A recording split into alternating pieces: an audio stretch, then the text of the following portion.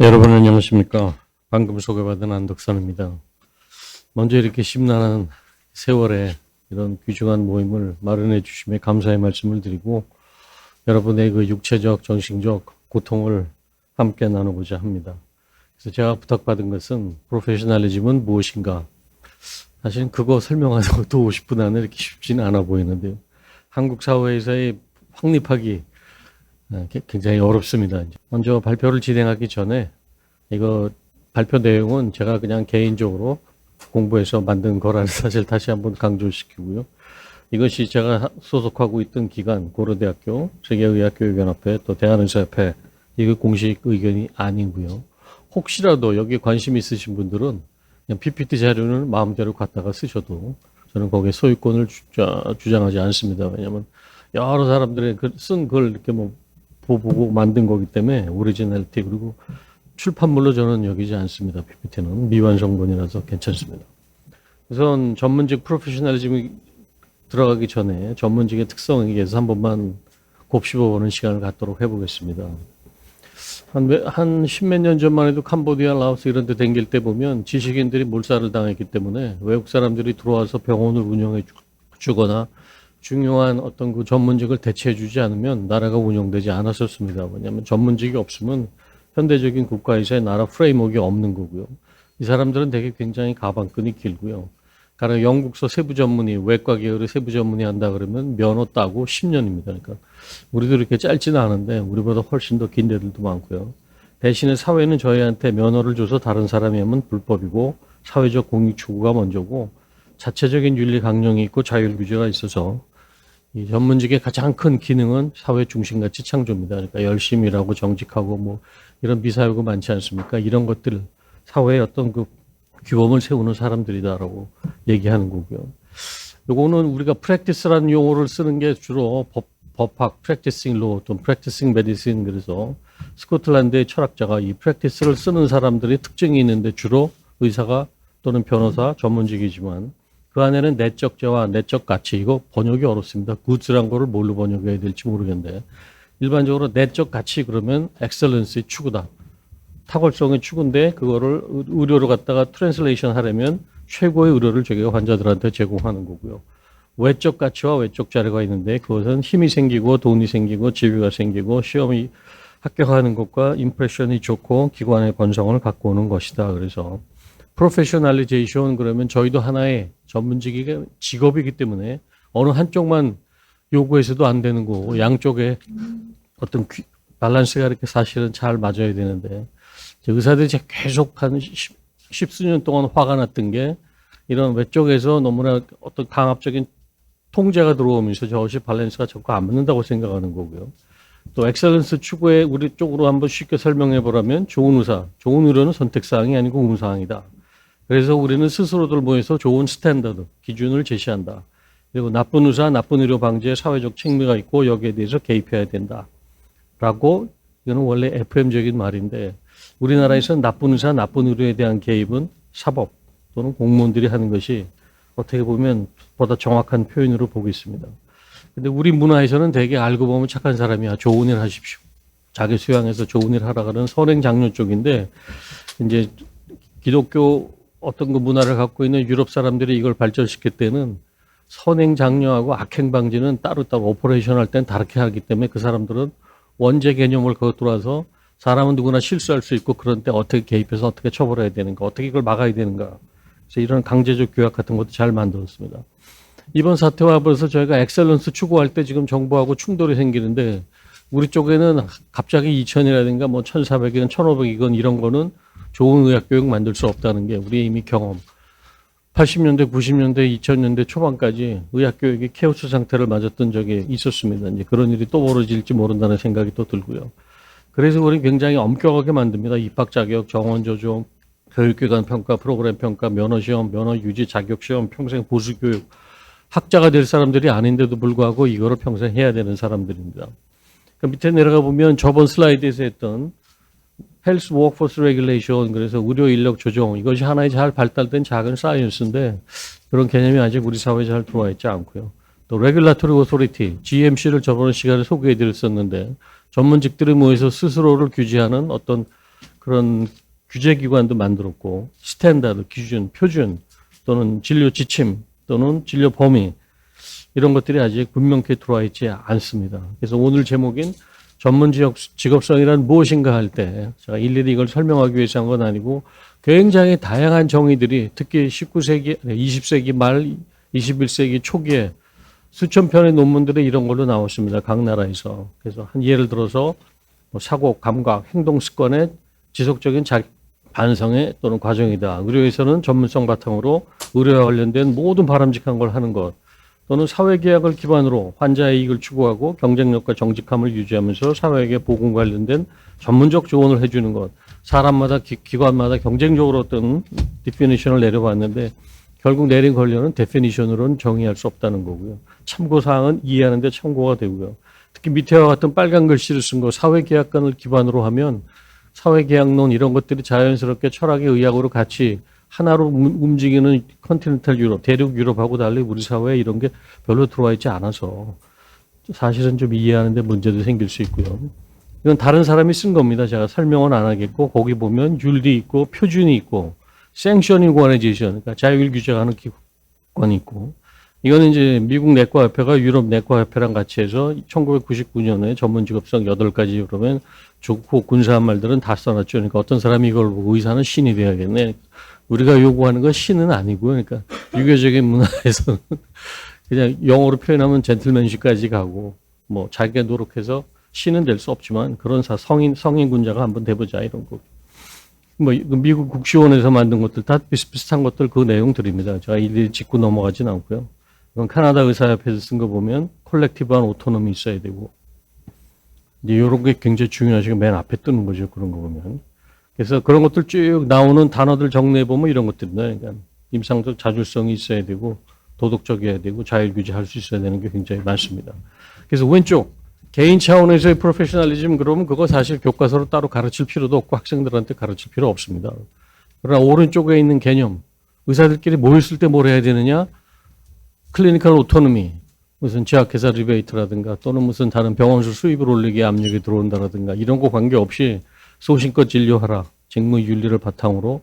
그리고 그것이 지켜지지 않았을 때는 자율규제에 들어간다. 그래서 셀프 레귤레이션 이런 텀이 아직도 그렇게 썩 낯익은 사회는 아닙니다. 또는 다른 말로 오토 레귤레이션 또는 콜렉티브 레귤레이션 또 레귤라토리 오토리티 이런 것들이 선진국이라든가 유럽에 가시면 그냥 흔하게 접할 수 있는 용어들임에도 불구하고 이 동아시아 특히 한, 중, 일 이런 문화는 홍콩까지는 올라와 있습니다. 그래서 저희가 지난 집행부 때 아주 어려운 기간 말고 인도네시아하고 태국 면허기구 한번 방문해보자. 그 집행부랑 같이 갔을 때 전부들 거의 멘붕 상태. 아, 이런 게 있었는데 우리가 이걸 모르고 있었나? 후진국이 다 있었는데. 왜냐, 식민 생활을 겪었기 때문에 식민지가 누구냐에 따라서 저런 유럽의 제도들이 이미 100년 전에 들어와 있던 건데 우리는 아직 없는 거죠. 다시 한번 말씀드리면 집단적인 의사들끼리 모였을 때 해야 되는 전문 직업성 뭐냐? 그러면 임상적 자주권과 서비스 에틱 그리고 스스로 하는 자율 규제. 그래서 전문직은 집단적인 이념 공유로 해서 명확하게 유대 관계를 설정하고 전문직에서 만든 규범이 곧 의료 표준이고 이것에 벗어나는 일을 하지 말자. 벗어난 일을 했을 때는 회원들에 의해서 징계가 들어갈 수 있다. 그리고 전문직 단체는 기예 보존과 보편적 가치를 추구하고 그래서 회원으로 들어왔으면 의사가 되었으면 우리가 하는 핵심 가치에 반드시 따르고 공유해라 이렇게 요구하는 것이고요.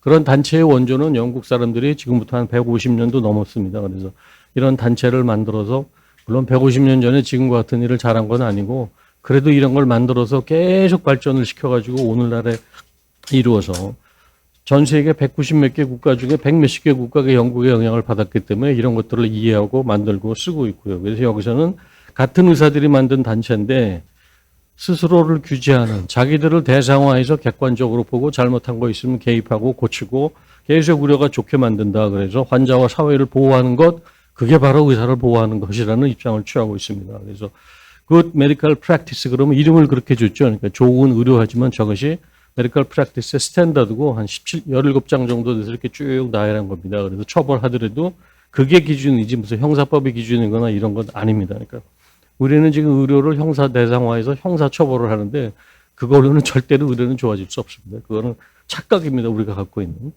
또 반면에 BMA 익숙하시죠? 브리티시 메디컬 어소시에이션 저널도 하고 굉장한 단체입니다. 이것도. 하지만 이거는 우리가 얘기하는 규제 단체는 아니고 트레이드 유니언 전문직이기 때문에 노동조합이라고 부르지 않고 트레이드 유니언 이걸 어떻게 번역을 해야 할지 전 잘 모르겠는데 그거는 회원 개인과 단체 우리들의 이득 신분과 돈을 위해서 싸우는 걸로 생각하시면 되고요. 그렇기 때문에 가입과 탈퇴는 임입니다.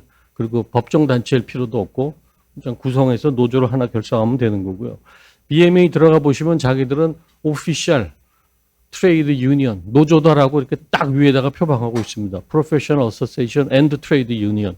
그 대신에 정부로부터는 무슨 자격을 갖냐? 우선 협상 대상자. 수거 협상할 때 멀티플 노조를 갖고 있기 때문에 제일 큰 노조, 영국 의사의 한 60%가 들어가 있는 대신 여기서는 면허를 관리하거나 무슨 행정처분 이런 건 하지 않습니다. 거꾸로 어떤 형사건이라든가 민사건이 왔을 때 의료에 대한 조언을 해드릴 수 있어도 그래서 두 단체의 그 분리된 개념 그러니까 하나는 임의단체, 권익보호하는 단체, 가입과 탈퇴가 자유스럽고 전체 한 60% 정도가 들어가 있고 안 들어가 있는 사람도 있는가 하면 또 다른 작은 단체들도 있습니다. 하지만 우선 협상 대상자는 BMA고 오래전에 생겼기 때문에 역사들이 굉장히 길고 GMC는 반대로 스태추토리 바디, 법정 단체입니다. 법으로 설립 근거가 있고 환자 사회를 보호해서 누구나 가입해야 되고 이 영향을 받은 나라에서 제가 캐나다에 있을 때도 매년 돈을 내야 되겠고 회비는 강제 징수고요. 회비를 안 내면 면허가 없어지는 거나 마찬가지고요. 한국에 있으면서도 면허를 유지하려면 그대로 1년에 100만 원이 넘는 돈을 갖다 갖춰 봤어야겠고요. 자체적으로 일심 기능이 있습니다. 그래서 여기서 판단 내서 이의 제기하려면 고등법원으로 곧장 끌고 가게 면허 관리를 하는 단체고요.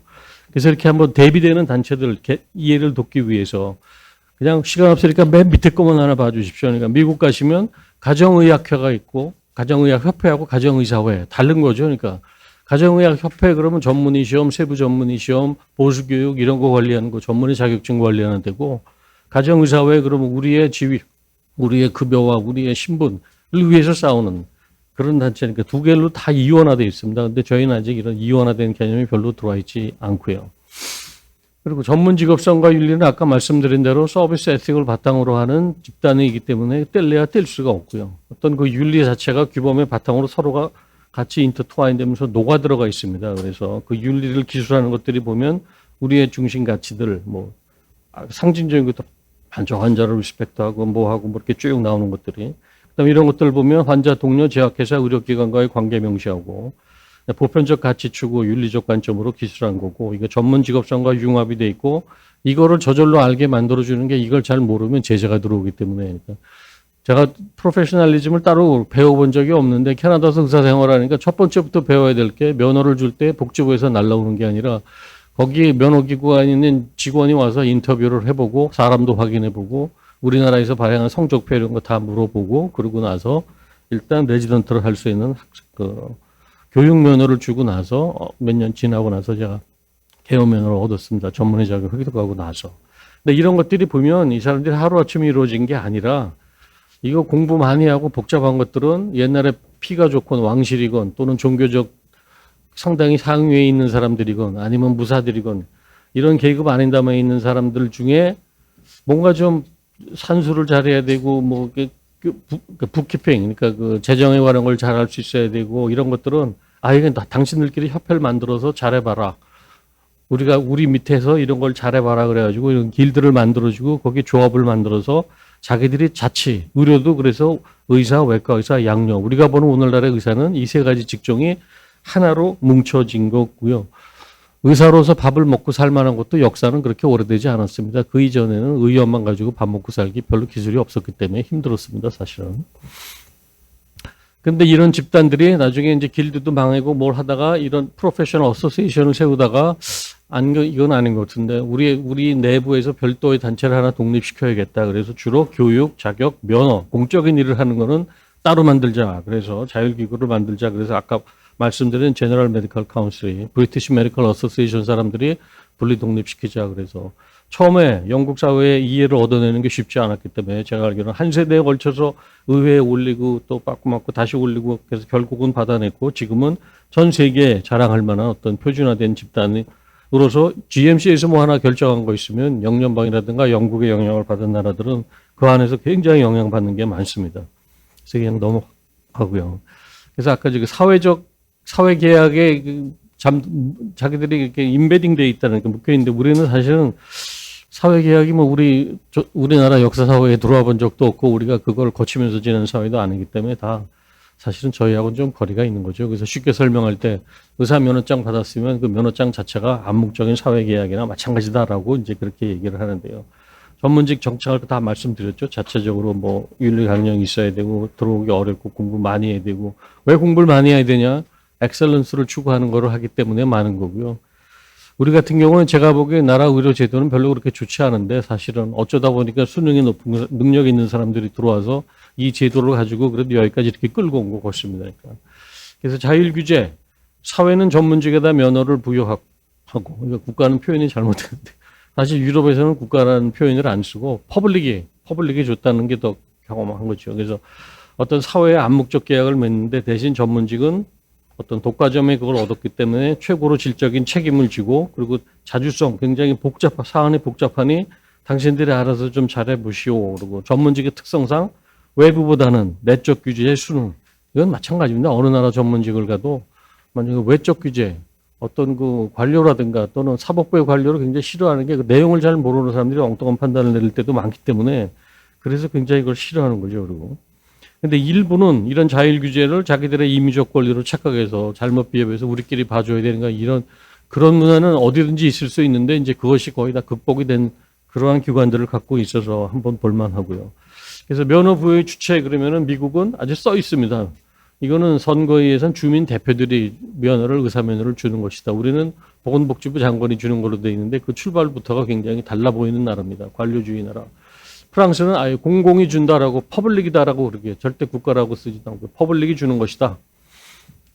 그래서 대부분은 자치기구를 갖고 있는 거고요. 그러니까 정부사나 공공독립기관 그래서 독일에서는 캐머 그래서 저만 어소시에이션, 메디컬 어소시에이션 쓰면 그거 번역을 그 사람들이 잘못해서 그렇지 그 이익단체가 아니고요. 거기서는 주로 면허, 전공의 교육 이런 것들 다루는 기관입니다. 그래서 독일 말로는 캐머, 챔버, 독일, 폴란드, 미국은 면허기구가 50개 주에서 도합 70개, 큰 주는 북쪽에도 하나, 남쪽에도 하나, 괌섬 이런 데 가면 의사, 간호사 이렇게 다 묶어서 하나 이런 식으로 해서 70개의 공공단체를 갖고 있고요.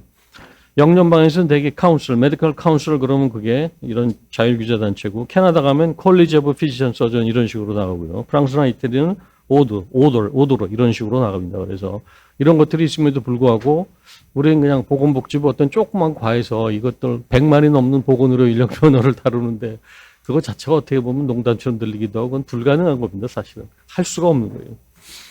여러분들 흔한 예를 들어서 뭐 전세 사기 많고 뭐 날 때마다 카메라 비치면 언론에서 비치면 뭡니까 공무원들이 사람 없고 돈 없다 소리 하잖아요. 사람 없고 돈 없으면 다른 나라를 어떻게 하는가? 다른 기재들이 들어와 있어서 그거를 우리가 아직 배우지 못해서 지금쯤 사회 투명도 올리고 민주화 이후에 했어야 될 작업이 지금 미싱돼 있는 거죠. 그러니까. 그래서 면허기구에서는 면허 발부 대상자 등록하고 의과대학 들어오면 면허기구에 그냥 등록이 됩니다. 그래서 의과대학 때 아주 테리블 액시던트 숨길 수 없는 사기죄라든가 무슨 나쁜 짓을 하면 그걸 근거로 해서 학생들도 졸업은 했어도 면허가 부여되지 않을 수도 있고요. 그러니까 생각보다 전문직 내에서 하는 게 굉장히 전문성을 갖고 있고 까다롭고 그렇게 쉽지 않습니다. 면허 갱신하고 보수교육하고 외국 사람들 들어오면 면허 인정하고 뭐하고 이런 것들 다 이런 기구에서 하는데 우리도 뭐 급하니까 외국에서 의사 면허 수입하겠다 그러는데 그걸 일일이 누가 감독하고 볼지 저도 궁금합니다. 아주 그런 게. 이건 저번 시간에도 보여드렸습니다. 그래서 이런 표를 잘 만든 걸 제가 본 적이 없기 때문에 프랑스에서 불어 몰라도 한글만 봐주십시오. 그러니까 사법제도의 민사, 형사, 행정법원이 있는 나라입니다. 우리나라도 행정법원이 있습니다. 그리고 오른쪽에 금이 하나가 있고 사법부에서 벗어난 다른 쪽에 퍼블릭 어드미니스트레이션, 공공의 어떤 행정을 담당할 수 있는 그런 기구들에 의해서 그게 말하면 면허기구입니다. 그래서 지방, 그러니까 1, 2, 3단계로 돼 있어서 최고로 올라가면은 맨 왼쪽은 대법원, 파기원이라는 게 대법원이나 마찬가지고 이쪽은 행정법원하고 퍼블릭 어드미니스트레이션은 국가위원회에서 다룹니다. 그러니까 그것이 3심제에서 오버뷰하는 기관이고 어떤 분이 제 발표를 보고 그거 행정법원에 그 최고 행정법원이다 그러는데 그렇게 번역할 수 없는 게 이름이 그렇게 안 돼 있고 그것만 하는 게 아니라 법제처 일이라든가 다른 퍼블릭 어드미니스트레이션은 그런 기관들을 다 같이 오버뷰하기 때문에 이런 기관들이 있어야 사실은 사회 투명도가 올라가는 거고 전에 영국권 보여드렸습니다. 비슷하죠. 0, 1, 2 대개 형사처벌하는 경우는 의료가 0에서 1, 2가 대부분인데 독일도 마찬가지입니다. 이거 저희가 독일에서 법학 박사를 한 사람을 통해서 통계청에 접근해가지고 자료 뽑아낸 거 보면 형사처벌이라는 거는 굉장히 드문 겁니다. 그러니까 의료가 어떻게 형사처벌의 대상이 될 수 있는지 전 아직도 거기에 대해서 굉장히 의문이고요. 아주 베스트 프랙티스 하는 온타리오주, 캐나다 온타리오주의 예를 한번 들어보겠습니다. 그러니까 캐나다 주마다 있고 또 주가 아직 안 된 테리토리도 있기 때문에 10개가 넘는 면허기구가 인구 4천만 나라에 있고 영국 식민지, 영국의 부자 딸이 캐나다에 있는데 그래서 비슷하게 19세기에 이미 이런 것들이 만들어졌고 어떤 사람들은 이런 거 만들면 의사끼리 해먹는 거 아니냐 그러는데 그렇게 할 수가 없습니다. 어떻게 보면 이 사진 구성을 보면 학생도 들어가 있고 공무원도 들어가 있고 일반도 다 들어가 있고요. 여기서 같이 일해본 그 의사들은 굉장히 의사에 대한 어떻게 보면 뭐라 그러니까 우군도 되고 너무 세게 하지 마시오. 너무 세게 하지 마시오. 당신들 잘하고 있는데 되게 이런 쪽으로 전환되지 하는 걸 보면은 그렇게 뭐 끼리끼리 짜고서 하는 그런 게로 생각하시면 큰 오해입니다. 그래서 이 사람들이 하는 거는 사회 보호하겠다, 프랙티스 가이드 하겠다. 요거는 피어 리뷰. 들어와 있는 나라가 지금 아마 캐나다밖에 없을 겁니다. 그래서 5년에 한 번씩 누구나 개업하고 있는데 동료들이 와서 정부 뭐 보건소에서 이런 게 오는 게 아니라 그것도 평점에 들어가는데 같은 의사들이 와가지고 이틀 동안 지켜보는 겁니다. 그래서 환자 보는 걸 다 보고 나서 97%는 잘하고 있습니다. 당신 덕에 우리도 잘하고 있고 당신 덕에 우리 직종도 번성하고 사회도 있고 단 3%에서 너무 나이가 드셨습니다. 너무 지식이 모자란 것 같다라든가 러닝 커뮤니티에 들어가 있지 않고 공부를 안 하신 것 같다라든가 말투가 너무 어눌하거나 말투가 나쁘다라든가 의무 기록이 알아볼 수 없다라든가 이런 거를 아주 자세하게 쪽집게 해서 처벌보다는 예방을 미리 하는 그리고 어떤 분은 이제 40년씩이나 하셨는데 그만하셔야겠습니다. 그런 분도 생기는 거죠. 인지장애가 보이거나 그러면. 그래서 이것들을 성문법이 아닌 법을 영국식으로 그냥 따라가지고 오다가 이제 온타리오주에서 아예 그냥 법제화했습니다. 그러니까 식민지에서 출발해서 캐나다라는 영연방의 한 나라로서 그래서 쉽게 말씀드리면 의사뿐 아니라 보건의료인 직종 28개 직종은 이런 법을 갖고 있어라. 그래서 법으로 너네 이런 단체 만들고 있어야 되고 이 단체는 어떻게 구성이 돼야 되고 공중보호를 위해서 할 일이 뭐다. 그래서 레귤러터리 컬리지들을 만든 단체가 많고요. 아까 굿 메디컬 프랙티스 그런 기준을 세우는 것도 하나이지만 알기 쉽게 코디파이해서 우리한테 걸리면은 작살나는 거 뭐 이런 거 처벌받는 것들이 이런 거다라고 쭉 해서 30몇 가지인가에 써놨습니다. 그러니까 다들 익숙한 것들입니다. 익숙한 거. 근데 이 중에서 아주 죄질이 악질이거나 성추행이거나 이런 것들은 사실은 형사처벌도 받을 수 있습니다. 그냥 면허기구에서 그대로 고발을 해버릴 수도 있는 거기 때문에 이건 그냥 넘어가겠습니다. 미국과 캐나다 거기서 온 변호사님들 계시면 한번 물어보십시오. 의료 결과가 나빴다 그래서 의사 형사처벌 합니까? 그럼 대답을 못해요. 왜냐하면 본 적이 없기 때문에. 자신은 없어요. 대답은 못해. 근데 오지 않은데 왜 없지? 그때 생각해보면. 그냥 하지 않습니다. 이론적으로 가능하고요. 온타리오주에도 우리가 한번 뒤져봤더니 2008년, 2010년까지 나온 100년간의 뒤진 논문이 있었습니다. 그래서 보니까 딱 한 예. 마취과 의사가 마취 시간에 마취 걸어놓고 밖에 나가서 뭘 했는지 전화 걸다 30분 만에 돌아오는데 그 사이 튜브가 빠져가지고 환자가 나쁘게 돼서 그 다음 스스로 나는 길티. 그래서 3개월 처벌받은 그거 하나뿐이었습니다. 나머지는 배상과 자율. 의료에는 고의성이 없기 때문에 그리고 원래 위험 부담을 상당히 안고 있는 거라서 그렇게 형사처벌해서 전과자 만드는 걸로는 의료가 좋아지지 않는다는 게 그거보단 거기서 뭘 배웠고 재발 방지는 뭘 해야 되고 그래서 뭘 기도를 할지 이렇게 하는 것들이죠. 그래서 그때 한번 그 외국 사람들이 왔을 때 우리나라에서 했었습니다. 그 DDP 플라자에서 세미나 하면서 일반 기자들이 물었습니다. 캐나다, 미국 의료 형사처벌 진짜 안 합니까? 하지 않는다. 한 번 더 묻겠습니다. 똑같이 안 합니다라고 그렇게 대답을 했습니다. 이론적으로 가능합니다. 그래서 마약을 팔거나 뭐 누가 봐도 상식적으로 맞지 않는 행위 그거는 가능하죠. 근데 그 의료만 결과가 나쁘다 그래서 그런 건 있지 않고요. 또 형사처벌 음주운전이면 자동으로 뺏깁니까라는 질문 그렇지 않습니다. 면허기구가 있을 때는 형사처벌하고 환자의 안전 역량 한번 봅니다. 그리고 사건별로 그 개별 심사를 하고 어떤 걸 보고 도저히 줄 수 없는 거는 뭐 무조건 형사처벌을 하든 뭐 뺏기든 그 상관을 안 하지만 이 사람이 초범이냐 재범이냐 어떤 상황이었느냐 이것이 의료에 영향을 주느냐 안 했느냐 대신 형사처벌 받은 즉시 이 면허기구에 신고 안 하게 되면 그거조차도 벌금이고요. 그러니까 그렇게 하는 거지 무조건 자동으로 취소시키고 이런 것들은 또 분명히 모순을 안게 될 겁니다. 원래 이랬다가 의약분업 사퇴하고 나서 파업을 했다는 걸로 면허를 뺏어보고 났더니 이건 좀 너무한 거 아닌가 해서 다시 돌렸다가 지금 다시 또 이렇게 자동으로 취소하게 만들었는데 또 좀 지나면 표류를 하는 거죠. 사회가. 그러니까 어떤 정확한 규범을 세울 수 없기 때문에 이게 온타리오 주에 있는 면허기구에서 나오는 자료들이고 누구나 접근하면 가장 최신 업데이트된 거 볼 수 있습니다. 제가 시간이 없어서 지난 금요일 날 요청을 받고 이걸 그때 다시 뒤져가지고 또 만들 수도 없고 그래서 조금 지났지만 CPS, College of Physician and Surgeon of Ontario, 온타리오주 의사 면허기구 이렇게 생각하시면 되고요. 우리 군대 가시면 이들 보충 병력 그래서 오늘 휴가 간 사람 몇 사람, 병원에 입원한 사람 몇 사람, 육군은 몇 명, 해군은 몇 명, 공군은 몇 명 뽑아낼 수 있는 거나 마찬가지로 오늘의 우리 활동하는 의사가 몇 사람? 그럼 거의 다 뽑아낼 수 있습니다. 여기서는. 온타리오 의사 그 당시 4만 4천에 활동 의사는 3만 5천 얼마고 남녀 비율이 어떻고 연령대는 어떻고 그다음 보시면은 그중에 전문의를 딴 사람이 19,000 얼마고 그다음에 가정의학 전문의가 거긴 이원화돼 있죠. 가정의학 전문의하고 일반 전문의 둘로. 그리고 이것도 아니고 저것도 아닌 사람도 있고 둘 다 딴 사람도 있고 다 쭉 나오고 어느 나라에서 왔고 온타리오 주에서 온 사람뿐 아니라 인터내셔널 다른 나라에서 온 사람 그다음에 캐나다의 다른 지역에서 온 사람 미국에서 온 사람 포스트 그레이주에이트 에듀케이션 서티피케이트 전공의 실효증 발부한 건수 이런 것들 나오고 어느 나라에서 많이 왔는지 이렇게 쭈루룩 내려가고 이런 게 다 국회의원실에서 뭘 때려야 뭘 주는 게 아니라 누구나 들어가면 볼 수 있는 것들이거든요.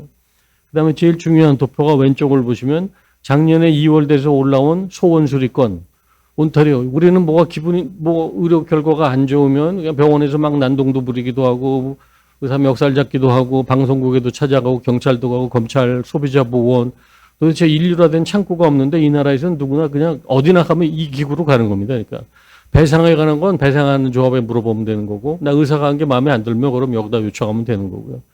또 병원이 뭘 잘못했다 그러면 또 기구가 따로 있습니다. 그러니까 병원의 시스템 플로우는 한 사람의 작업 잘못으로 꺼내긴 힘든데 대신에 어떤 플로우가 잘못됐다 그러면 거기에 세분화되어 있고요.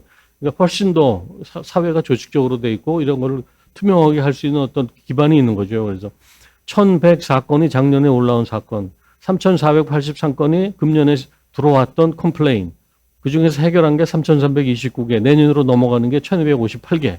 이런 식으로 쭈루루룩 몇 개가 들어왔고 뭐가 들어왔고 그렇다고 해서 뭐 아무거나 여기다 걸 수는 없습니다. 뭐 우리 이 의사가 우리 뭐 부인하고 불륜을 이런 거는 상대하지 않고요.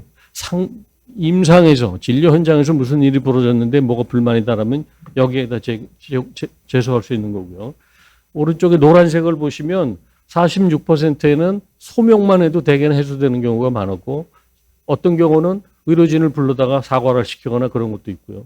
그다음에 노 액션 아무것도 안 하고 근데 밑에 보시면 1%에서는 아 이거는 우리가 생각해도 우리 자체 징계위원회로 넘겨야겠다 그러면 넘어가는 게 그게 1%입니다. 그래서 왜 징계를 받았냐 그러면 의료에 관한 게 77%, 그다음에 뭐 프로페셔널리즘이 이렇게 중복되기 때문에 100%가 넘어갈 수 있습니다. 42%. 그다음에 프랙티스 매니저가 잘못돼서 그런 거 7%. 그래서 하나하나 뭘 잘못해서 어떻게 됐고 거기로 끝나는 게 아니라 이 사람들은 모니터링이 필요하면 그 후에 모니터링까지 들어갑니다. 그러니까 네가 처벌받고 나가서 이걸 했는데 네가 변했다는 거를 보여줘라 그러고 3개월 뒤에 뭐 뒤에 이런 식으로. 그리고 어떤 거는 공부가 너무 딸리니 어느 대학병원에 어딜 가서 일주일에 한 번씩 거기를 가서 네가 연수를 하고 몇 번이 마치면 거기 널 본 사람이 사인을 받아가지고 와라라든가. 그러니까 상당히 어떻게 보면 의사들한테 맞는 처분이죠 그게. 그리고 의료를 더 좋게 만들 수 있고. 그래서 보면 1년 동안에 면허를 뺏긴 게 8사람인데 8사람이 나이가 많아서 뺏길 수도 있고 사실은 그 자세한 건 없습니다. 그러니까 처분을 받아서 뺏길 수도 있고요. 면허 정지가 21건. 그다음에 이제 부가상. 너는 자꾸 여자 환자만 보면 추근되려고 그래 좀 조심해. 말도 그렇고. 그러니까 너는 여자 환자 못 본다라든가. 네가 환자 볼 땐 뭐 부가상 뭐가 하나 붙는 거죠. 그러니까 할 때. 한 건. reprimand and undertaking. 경고 주고 너 서약해. 그럼 서약. 한 번만 더 그러면 나는 이제 날아갑니다. 그게 이제 언더테이킹이고요. 그 다음에 공개 경고 36고.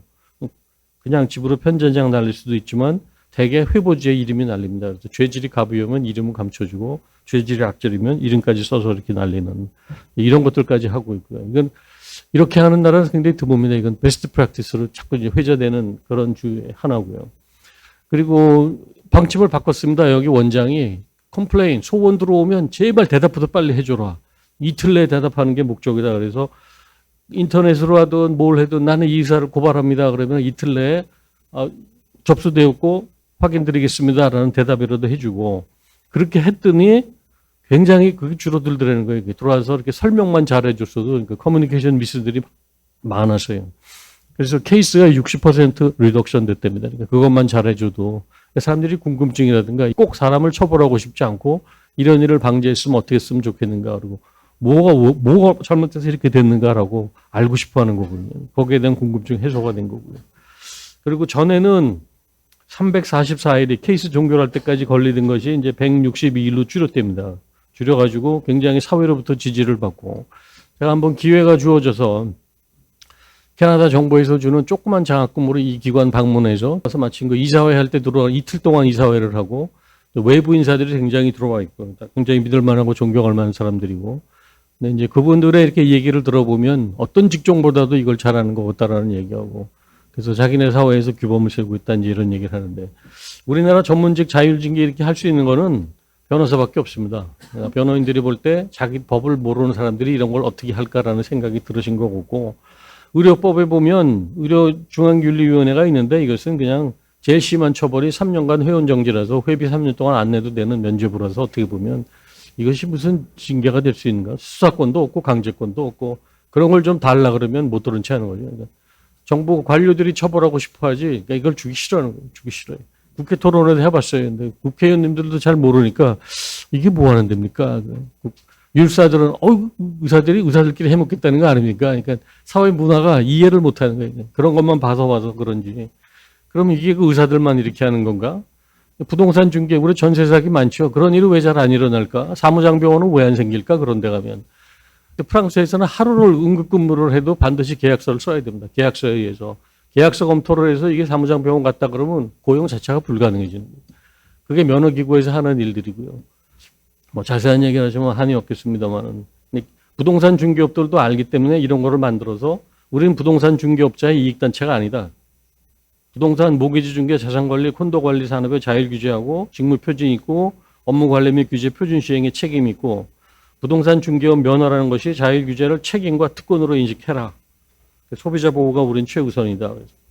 그래서 위원회 누구나 면허를 가지려면 당연히 이거는 의무기관이기 때문에 돈을 내줘야 되고요. 그러니까 자율규제에 대한 1차적인 책임이 있고 회원은 동료 회원에까지 책임을 진다. 우리는 동료 회원이 그러면 눈 감고 말지라든가 또는 이게 형사법을 써야 되기 때문에 누군가 제3자 고발을 해서 퍼블릭이 원고가 돼야 되는 어려움이 있는데 이건 동료에 가는 것도 할 수 있고요. 위원회하고는 항상 소통할 뭐라면 회보가 날아가면 반드시 받고 회신도 해야 되고 이제 이런 것들입니다. 그러니까. 그래서 아예 퀘벡주를 가시면 제가 발견한 데 있어서는 제일 아이디어란 것 같아요. 그러니까 이런 법으로 만든 자율기구들의 연합체가 있습니다. 그걸 만들게 돼 있고요. 그래서 퀘벡 전문법 그래가지고 46개 직종은 반드시 자기들의 이익단체 조합도 있지만 별도로 그것과는 거리가 있는 전문직 자율규제단체를 만들게 돼 있어요. 그래서 거기에 가입한 회원을 다 하면 퀘벡주 하나에 38만 5천 명이 회원으로 가 있습니다. 이분들은 다 그 사회에서 보면 어떤 전문직, 여기 하는 공인회계사 이런 거 다 들어갑니다. 여행업자 들어가고 뭐 들어가고. 우리가 보통 신문에서 뭐 잘못돼서 부정으로 소비자들 피해 많이 받았어요 할 만한 것들은 이 안에 다 들어가 있고요. 저번에 보니까 건축사들이 있어서 무슨 문제가 발생했더니 이 기구에서 그거를 통과하는 기구가 또 있고 그 기구에서 앞으로 너네 한 번만 더 이런 일이 있으면 너네들의 자격을 취소하겠다. 정부에서 너를 환수하겠다. 너네들한테 못 주겠다라고 굉장히 겁도 줄 수 있고요. 이건 법에 의해서 이것을 따로 관리하는 다 모아가지고 법무부 장관한테 보고를 해야 되는 그렇다고 해서 이 사람들이 공무원이 거기 들어와서 회의를 하거나 그러는 데는 구조 자체가 그렇지 않습니다. 우리처럼 차관이 무슨 회의에 항상 끼거나 실장이 끼거나 그런 구조는 전혀 안 됩니다. 자치정부를 주고 잘하는데 못하면 개입하겠다라는 거고요.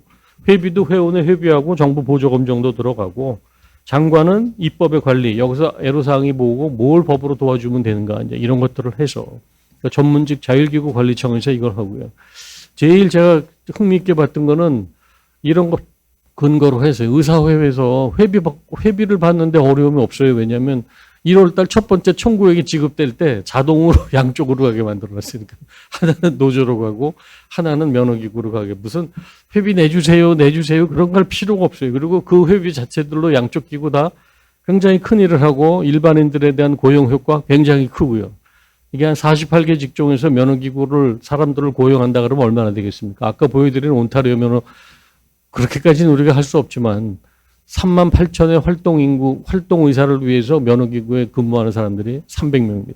6층짜리 건물 의협보다 더 크고 전직 형사, 검사, 그다음에 전문의 10년 경력 있는 사람들이 5사람이 풀타임으로 그것만 하고 5년 일하고 봉급은 6년치. 왜냐하면 그 나라 법에 의해서 1년 다시 임상 복귀할 때 훈련 기간이 필요해서 6년치 봉급을 주고 2번 하겠다 그러면 이제 거의 그것만 하는 거죠.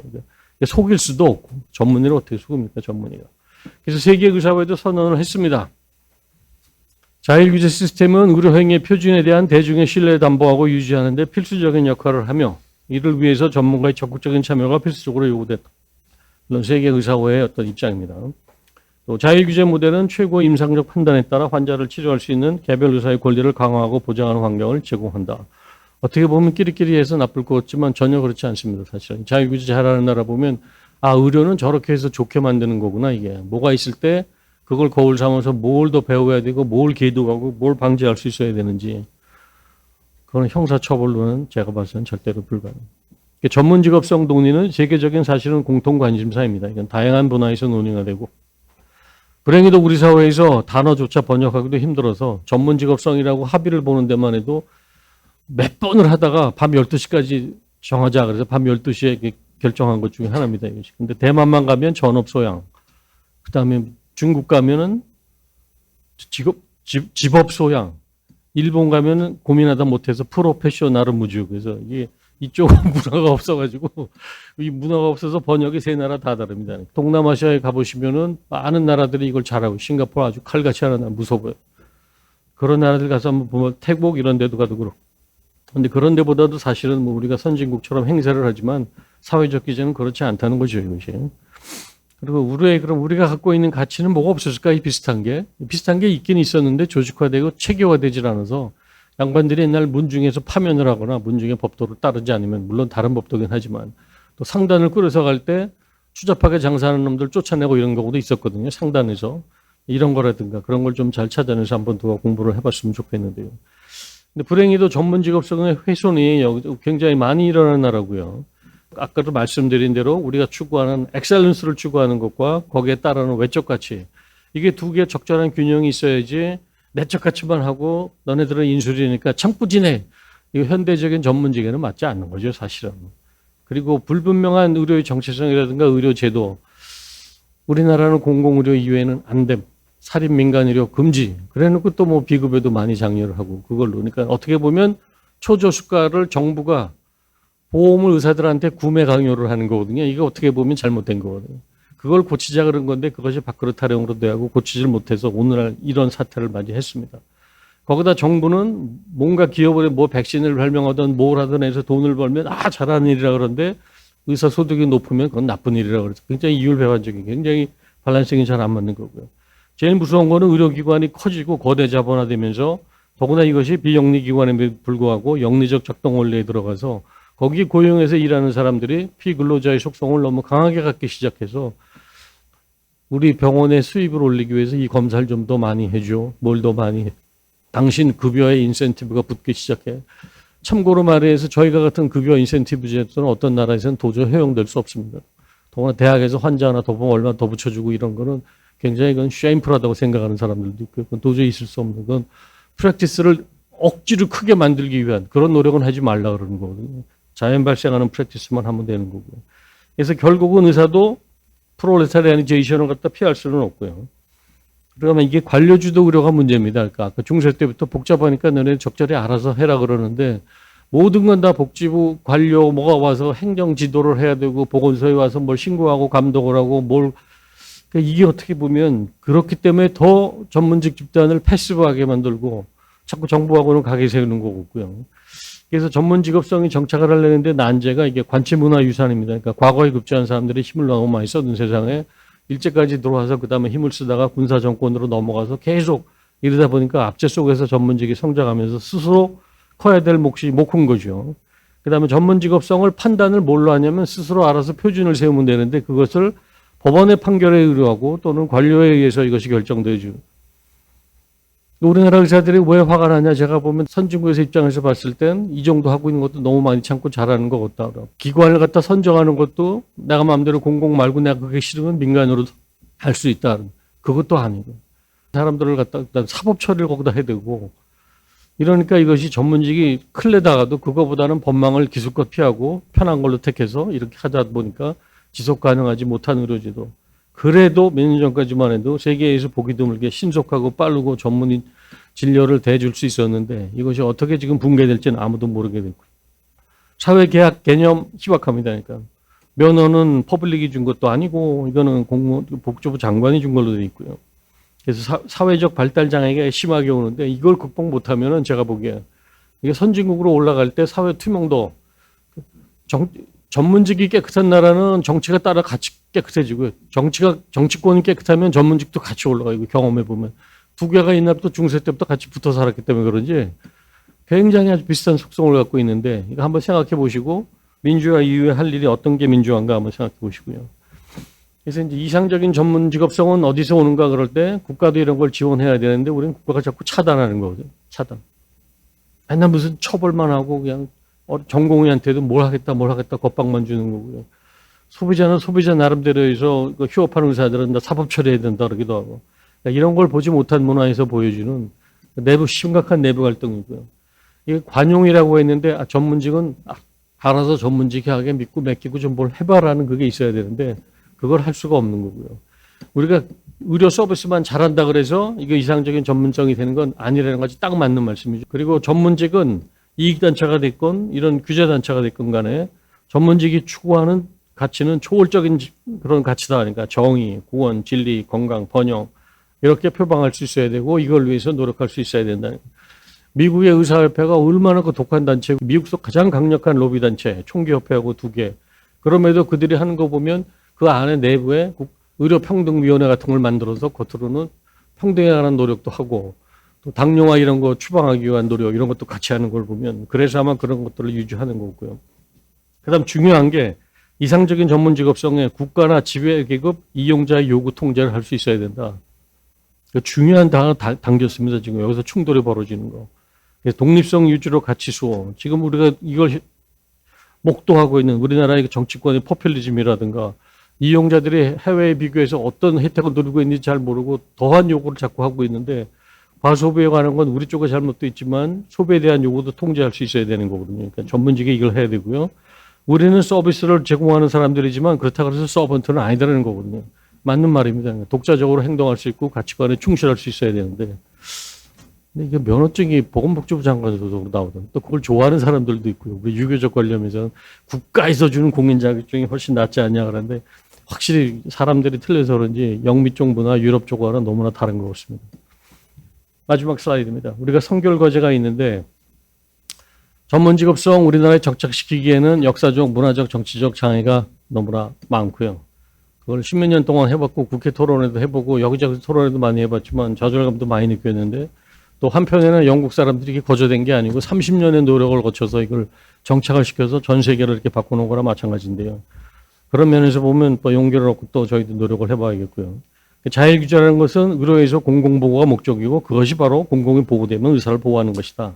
사회적 신뢰를 얻는 길이고 그럼에도 불구하고 자율규제하자 그럴 때 이 검찰공화국이라든가 모든 게 사법만능주의에서 그것이 오히려 더 사회 정의를 지켜주는 제도가 이런 제도를 더 막고 있는 게 정말 답답한 거고요. 그래서 법이 아닌 스탠다드 이게 사실은 제일 무섭고 의료를 좋게 할 수 있는 것임에도 불구하고 판단을 내릴 수 없는 사법부 그분들이 전문적 판단을 내릴 수 없다는 건 뭐 말 안 해도 잘 아실 거고요. 그다음에 관치 위주의 동아시아 이건 사실은 동북아시아라고 바꿔야 될 것 같습니다. 그러니까 이게 중국, 일본, 구소련권, 그러니까 공산권도 별로 없는 것 같고요. 한중일 여기에 관해서는 비슷비슷 난영 난제들이고요. 근데 이 나라들이 필요한 게 사실은 이것이 근대화 작업이거든요. 사실 근대화 때 이루어진 거기 때문에. 그래서 우리한테는 아직도 미완의 근대화 작업이 남아 있어서 죄송하게도 우리 세대 때 이거 끝을 보지 못하고 얘기만 하다가 다음 후세대한테 지금 제 연령으로 봐서는 그렇게 돼서 또 여러분들께서 이걸 보시고 공감하신다면 또 더 젊은 세대가 이어받아서 노력을 하시면 언젠가는 이런 것이 오지 않을까 저도 희망적으로 한번 생각해 봅니다. 제 발표는 여기서 마치겠습니다. 고맙습니다. 감사합니다. 저도 사실은 이런 제도가 있다는 걸 물론 AM이라는 걸 듣기는 했고 미국에 얼핏 그냥 면허가 미국은 정부가 주는 게 아니다라고 생각을 했던 것 같은데 이렇게 다른 점이 있다는 거 사실 잘 모르고 이번에 처음 알게 되었습니다. 그 질문 해주실 분 계실까요? 먼저 네, 서울대학교 전공의협의회 대표 박지일이고요. 너무나도 좋은 강의 감사드립니다. 네, 너무 느낀 점이 많았고 해외에 정말 담고 싶은 정책이 많고 대한민국이 코비드-19 매니지먼트나 각종 의료 지표에 대해서는 찬사를 받더라도 이런 의료 부분, 정책 부분에서도 찬사를 많이 받고 싶은 마음이 좀 숙제가 많다고 느꼈습니다. 그래서 저희가 2020년부터 되게 많은 걸 경험하는 세대다 보니까 의료의 기여이 점점 커지는 것 같고 그런 쪽에서 젊은 의사로서 목소리 많이 냈던 것이 사실 지금도 그렇지만 많이 밥그릇 싸움이라는 그런 프레임이나 약간 이익 집단으로서 받아들여지고 있는 것이 좀 젊은 의사들이 굉장히 속상해하는 부분인 것을 제가 동료들이랑 이야기하면서도 많이 느꼈고요. 사실 얘기를 해보면 젊은 의사들은 굉장히 절박하더라고요. 이러한 부분에 있어서 우리가 전문 직업성을 가지고 그리고 이런 대한민국 의료에 헌신한다는 이런 자부심을 가지고 일하고 있는데 이런 것들이 좀 잘 전달되지 않는 것에 그러니까 좀 뭐라도 해보고 싶은 이런 절박함이 되게 많아 보여서 사실 근데 젊은 의사들이 아직 어떤 것을 실질적으로 바꾸거나 이럴 수 있는 단계가 아니기 때문에 뭔가 좀 어쨌든 소장님께서 좀 젊은 의사들에게 좀 조언이나 저희가 좀 어떤 부분에서 노력을 더 해볼 수 있을지 말씀 주신 그런 방향성을 위해서 진짜 절박해서 약간 되게 다들 생각이 많기 때문에 혹시라도 어려운 질문이지만 좀 여쭤보고 싶어가지고 질문드렸습니다. 어려운 질문이고요. 정착이 원래 쉽지 않을 거라 그러는데 그럼에도 불구하고 저런 걸 안 가르쳐줘도 그냥 체득화되는 나라가 아니라서 우선 지적인 이해라도 먼저 해요. 지적인 이해라도. 우리가 엠퍼시 얘기할 때 우리가 환자는 될 수 없는 거거든요. 환자의 심정을 지적인 이해라도 해보자는 게 엠퍼시거든요. 그 사람들처럼 느낄 수는 없어도 그래서 프로페셔널리즘에 관한 탄탄한 지적인 이해가 들어와야 이게 설립도 가능하고 얼마나 큰 스코프의 일이 남아있는가를 이해하고 하지만 아까도 보셨지만 이미 잘 이루어진 지가 100년도 넘는 나라도 있다는 사실하고 그래서 의사가 어떤 그 사회의 기대치에 부응하고 또 사회는 의사한테 그런 배려도 부여할 수 있고 그래서 젊은 의사 이거 보면 끔찍할 건데 이런 관치라든가 이런 데 자꾸만 지적하니까 뭐 여러 가지를 해볼 수 있지 않습니까? 뭐 파업이라는 거는 맨 마지막 방법이고 그 전에라도 이런 걸 자꾸만 조직화해서 자꾸 요구할 수 있어야 되고 정부가 가령 관여를 해서 좋아진 게 뭐가 있는가? 행정처분위원회에서 해서 의료가 좋아진 게 뭐가 있고 필수 의료는 죽었는데 어떻게 할 것이며 정부도 지금 좀 생각이 좀 있어야 될 거거든요. 그게 사법 처리하고 이런 거 하면서 지금 젊은 사람들한테는 이게 절망의 세상으로 보이게 만들어서 그리고 의료를 죽여놨음에도 한 번도 책임을 질 일이 없는 사람들이기 때문에 아무리 엉터리 판결을 해도 사법부는 면죄 아닙니까 그것이. 의사들한테 형사처벌을 하면 자기들도 사실은 형사처벌 대상이 될 수 있다는 논리도 쓰는 건데 그렇게는 못하는 거죠. 그러니까 마찬가지입니다. 이쪽도. 그러니까 아직도 너무나 많은 나쁜 의료 환경 어떤 신문에 뭐 의사 누가 노예라 그랬나 그런데 내용을 잘 모르는 사람들은 그렇게 볼 수 있습니다. 나가서 돈 잘 버는 사람들이 무슨 노예냐 니들이 그런데 내부 구조를 보면 ILO에서 주장하는 집회결사의 자유도 이미 다 없어진 거고요. 뭐 협상을 할 때는 2대1 구조를 만들어서 아예 협상 자체에 늘 깨질 수 있게 만들고 정당한 요구는 맨날 언론 이렇게 적당히 해서 밥그릇 타령으로 돌리면 되고 쉽게 얘기해서 의과대학 정원 줄인 것도 의사들이 밥그릇 타령으로 줄여놨다고 뒤집어 씌우는 정권이라서 그건 참 기가 막혀서 그 일을 잘 알고 있는데 그건 정부가 자꾸 줄이자 그래가지고 줄였더니 한다는 소리가 거꾸로 무슨 27년 만에 밥그릇 타령으로 줄였다는 어처구니 없는 자기들이 쓴 보고서와 그 기고문들이 다 멀쩡하게 자료를 들어와 있는데도 그러니까 그런 것들에 의해서 맞서서 싸우는 작업을 조직적으로 해요. 좀 더 말을 길게 하면 학생들한테 자치권, 학생들의 자치활동은 어떻게 하는가 훨씬 모초합니다. 외국 가서 보면 그 사람들 하는 거 보면 전공의도 마찬가지고 그래서 그런 것들을 다 강화시키는 게 굉장히 중요한 것 같아요. 제가 좀 더 말을 하면 교사 혐의로 압박 수사를 받을 거거든요. 그것이 우리나라 현실입니다. 참 부끄러운 일이죠. 정말 창피한 일이에요, 이건. 안녕하세요. 저 메디포 뉴스 김민중 기자입니다. 다름이 아니라 계속 이런 자리를 가면 의사 자율 면허 기구 뭐 이런 식으로 자체적으로 좀 자율적으로 수사도 할 수 있고 또 좀 약간 처벌 같은 거는 그런 권리가 있어야지 자율 규제를 좀 할 수 있다고 계속 말씀을 듣는데 사실 이게 국민들 입장에서 의사들끼리끼리 내부에서 다 알아서 그냥 감추고 하는 거 아니냐라고 약간 의심하는 것 중에 하나가 어떻게 보면은 환자들이 무슨 의료 사고 의심되는 것을 겪었을 때 의사들이 나서서 도와주는 의사가 없어서 그런 거가 아닌가 싶다는 약간 생각이 들어서 그런 것도 한 부분이 있을 것 같다는 생각이 듭니다.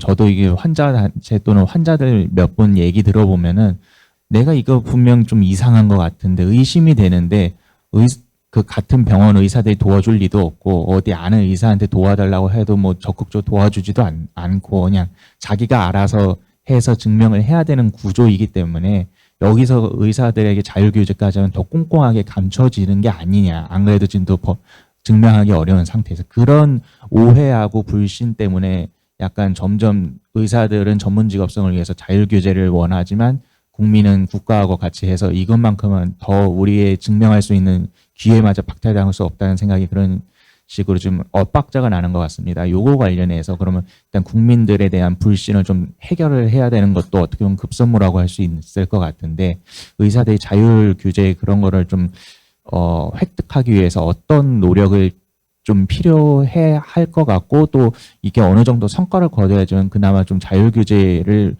달라고 할 수 있는 목소리를 좀 더 강하게 낼 수 있을 거라고 보시는지 여쭙고 싶습니다. 네, 좋은 질문이고요. 그런 질문 많이 받고요. 제가 좀 딱한 거는 도와줄 의사가 없으니 제3자 기구를 이용하려는 거거든요. 그게 면허기구입니다, 바로. 그 의사하고는 관계없이 전업으로 하는 의사들이 앉아있기 때문에 그 병원에서 일하는 사람들도 아니고 뭘 주저하십니까? 그러면 제3자 입장에서 개입하는 사람들이 잘 아는 사람들이 생겨야 되는 거고 근데 그걸 믿지 못해서 하겠다면 누구한테 가서 그걸 하시려고 그럴 거고요. 두 번째, 형사처벌하는 나라에서는 내가 이런 실수를 했습니다라고 얘기를 못하게 하는 거예요. 형사처벌 받아서 면허 뺏길 수 있게 돼 있는데 누가 그걸 하겠습니까? 외국서는 오픈 아폴로지. 우리가 이거 잘못했어요. 미안합니다. 사과만 해도 환자들은 누그러질 수 있는데도 불구하고 사법 처리를 하는 나라에서는 그걸 거꾸로 막는 거예요. 뒤로 가게. 디펜시브 메디신, 방어 의료를 하게 되면 절대로 잘못한 거 얘기 안 합니다. 심의를 뚝 떼든가 서로 얘기를 안 하고 덮거나 투명하지 못한 사회로 가는 거예요. 그렇기 때문에 제3자가 개입할 수 있는 걸 만들자는 게 바로 그러니까 모든 의사 집단은 다 똑같이 보시는 거거든요. 지금 하나로. 그러지 말라고 만들어 놓는 별도의 기구거든요. 이거는. 그러니까 다른 거예요. 그러니까 다른 거. KBO는 야구위원회는 늦게 생긴 거예요. 아주 늦게. 미국에서 받아들인 문명이고 야구를 통해서. 거기 징계받는 거 보셨나요? 거기 징계받아가지고 선수 생활 끝난 사람 꽤 있어요. 사실은. 그건 사법의 처벌이 아니거든. 야구 선수들도 어떻게 보면 그렇게 할 수 있다고요. 이건 굉장히 전문 지식을 요하는 거라서 아무리 판사님한테 해보고 여기다가 조회해 달려봐야 내려온 내용도 해석하기 사실 힘들다고요. 그러니까 자의적 해석을 향해서 엄청난 형벌을 때리거나 그러는데 하나도 좋아지지 않아요. 의료가 좋아졌으면 그거 하라 그러겠는데 결국 그걸 죽였잖아요. 그래서 만약에 한테 조언을 한다 그러면은 다른 나라에는 이런 제도가 있습니다. 이런 제도. 관료가 모든 걸 다 할 수 있는 거 아닙니다. 여러분. 전세 사기가 왜 이렇게 많은 나라가 됐습니까? 전세 사기가 누가 할 건가요? 그럼 다 공무원이 그거 다 감독했어야 되는 건데 할 수 있습니까? 못 하는 거거든요. 그런 거. 할 수 없는 부분이 너무 많은 거예요. 사회 속에. 그걸 할 수 있게 만드는 게 제3자 조합주의가 들어오지 않으면 안 되는 겁니다. 그래서 국민들도 여기에 자꾸 깨치셔야죠. 그러니까. 의사를 사법 처리하라 그러면 나중에 치료받을 의사가 없어질 텐데. 그거는 중세 때 흑사병 돌 때 논의하고 똑같아요. 의사는 흑사병 걸린 사람 옆에 붙어 앉아서 그 사람을 치료해 줘야 될 것이냐, 의사부터 피신을 해가지고 나중에라도 아픈 사람이 있으면 치료하게 만들 거냐. 정답은 없습니다. 그러니까 어느 쪽을 선택하는 거는 그 사회의 몫인데 우리 사회는 거꾸로 어떻게 한번 해볼까 지금쯤. 뭔가는 다른 거를 찾아보지 않으면 영원히 해결 못하는 거예요. 아무리 강한 법이 들어와도 그런 거는 고쳐지죠. 업주를 처벌하고 또 형사처벌. 그런 거 말고 다른 기제가 이제 들어와야 되죠, 이 사회. 언제까지 사건 사고를 보면서 해결되지 않는 거를 그대로 넘길 것인가요? 저도 질문 사회에다 드리고 싶습니다. 다른 나라 사회도 좀 공부하자 우리가. 대답이 됐는지 잘 모르겠습니다. 감사합니다. 그 야구 선수 이야기 하시니까 딱 와닿네요. 예, 그게 더 무섭겠네요. 이런 기구가 생기면 정말 법보다 더 무서워할 수 있는. 첨언하자면 영국 가시면 GMC 앞에서 많은 의사들이 매일 데모하고 있어요. GMC 물러가라. GMC 물러가라. 아이고. 근데 그건 소수의 의사들이고 대부분의 의사들은 우리는 아낌없이 그래도 매년 회비 100만 원 정도 내주겠다. 당신들이 하는 것 때문에 이게 제대로 간다라고 보는 거거든요. 그렇게 돼야 되는 거예요. 사회도 거기다 권리를 주고. 그리고 GMC는 왕실에 직접 보고하는 기구입니다. 그래서 매년 여왕님께 보고 드리냐 그랬더니 100몇십 년 전이 마지막이다 뭐 이렇게 얘기하더라고요. 그만큼 들어와 있는 거죠. 사회 속에 믿고 탄탄한 기구로. 전 세계를 사실 갖다 영향을 주는 기구가 된 거죠. 예, 저 강의 잘 들었습니다. 저 MBN의 김민수 기자라고 합니다. 지금 의료 개혁과 관련해 가지고 정부와 그 의료계 간의 얘기가 오갈 때마다 정부에서 이 도돌이표처럼 하는 말이 대표성이 없다. 대표성이 없어서 누구와 얘기를 해야 될지 모르겠다는 말로 전부 다 그 무한 회귀가 돼가지고 아무런 논의의 진전이 없는데 아까 좀 해주신 말씀 중에서 이제 의료 제3자 기구를 통해서 그다 의료인이 좀 참여를 하게 되는 거잖아요.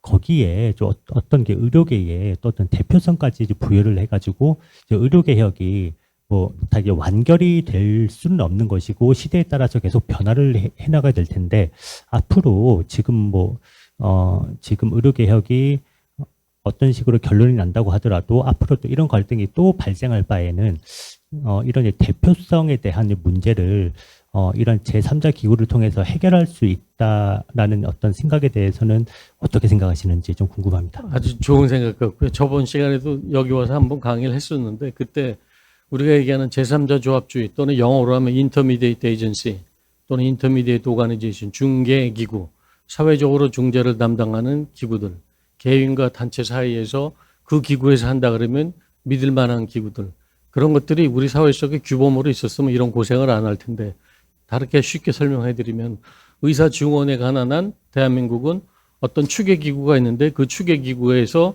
쭉 해오고 거기에는 의사들이 자기 목소리를 낼 수 있는 기구들이 같이 참여를 해서 거기에 추계된 자료를 보고 검토하고 수기를 거쳐서 할 수 있게끔 사실은 정원 축소할 때 정부가 정원 축소를 원해서 2003년에 축소할 때는 그렇게 했어요. 대표성 전혀 문제되지 않았어요. 줄여들 때 정부가 줄여달라 그랬어요. 그래서 밥그릇 타령으로 줄인 게 아니라 분명히 짚고 넘어가자고요. 그래서 의료정책을 담당한 주무과장들이 하나는 의사협회, 하나는 보건복지포럼에, 하나는 병원협회지에다 시간을 바꿔가면서 다른 과장들이 기고를 해서 줄여야 되는 잘했다고 봅니다. 이렇게 오랜 세월 97년부터 보고서를 내서 줄임이 필요합니다. 또 특진비 없앨 때도 조기 참여하고 특진비 4년 뒤에 없어집니다. 3년 뒤에도 3년 뒤에 없어집니다. 쭉 하면서 그것이 컴pen세이션 될 만한 걸 만들어가면서 잘했어야죠. 근데 지금 하는 방식에 대해서는 어떻게 생각하시나요? 그게 대표성의 문제인가요? 그래서 못하는 건가요, 사람들이? 아니거든요. 규범만 있으면 되는 건데 그러면 가령 앞으로 우리가 정원을 할 땐 전공의들 얘기를 의사추계기구를 하나 만들고 그 추계기구가 대신 매일 한다. 늘 하는 일에 상설기구에서 한다. 전문의 의료 추계, 의사 인력 추계, 그거의 바탕이 되는 자료가 어디서 나오냐? 면허기구에서 나와요. 일일 보충 병력처럼 대한민국에는 정확하게 몇 명이 있고 몇 명이 활동하고 무슨 일을 하고 그렇게 쭉 깔리게끔 거기에 와야 뭐 어디가 뭐가 부족한지도 나오는 건데 정부는 그런 걸 안 하고 어디에 몇 명이 부족해서 이런 얘기는 하지도 못하잖아요. 그냥 고령화되면 2,000명 필요하다 얘기하죠. 어느 지역에 어떤 의사를 보낼 건지 얘기도 없고 면허기구가 있어야 이런 파일이 다 쌓일 거 아닙니까? 거기 안에. 그러니까 바로 얘기한 저런 중개기구 육성 없이는 의료개혁 특위는 지난 정권 바뀔 때마다 의료 쪽으로 의료 교육은 특위 하나씩 다 만들잖아요. 이렇게 한 번도 특위에서 만든 것처럼 진행해 본 적 없잖아요. 근데 있어야 뭐 한 가지, 뭐 조그만 거 두 가지. 그러니까 쭉 스텝 바이 스텝 이볼루션을 할 수 있는 메커니즘이 없는 거지 대표성의 문제가 아니고 어떻게 서로 약속을 해서 정하면 되는 거지. 근데 갑자기 차관이 내가 왜 의료 정원 문제를 가지고 의료계하고 상의를 해야 되냐. 이게 그럴 문제 아니다라고 딱 얘기하잖아요. 그러니까 깔고 들어가는 게 굉장히 하대하는 거죠. 그러니까 관존민비 지금은 검존의비가 되어버렸습니다. 네, 시간이 다 돼서 이따가 패널 때 다시 한번 모시겠습니다. 감사합니다.